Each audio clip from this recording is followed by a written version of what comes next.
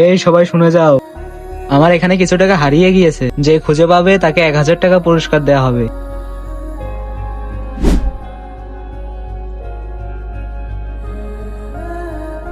আরে এই তো টাকা। ভাই এই যে টাকা পেয়েছি। যা এবার পুরস্কারটা নিয়ে আসি। ভাই এই নেন আপনার টাকা। ওখানেই পড়েছিল, আমি ওখানেই পেয়েছি। ভাই এবার পুরস্কারের 1000 টাকা দেন। এই এখানে তো 10,000 টাকা ছিল, আর 3,000 টাকা কই? কি বলছেন ভাই? টাকা যেমন ছিল সেমনই তো আপনার হাতে দিয়েছি। দাঁড়া, বাইশে হুজুরে ডেকে নিয়ে এসে তোর খবর খারাপ করছি। হ্যাঁ ডেকে নিয়ে আসেন, আমি কাউকে ভয় পাই না। হ্যাঁ ডেকে নিয়ে আসছি, দাঁড়া, তোর আজকে বিচার হবে। চলেন হুজুর চলেন, আজকে ওর বিচার হবে। আসেন বাইশে হুজুর, এখানে বসেন।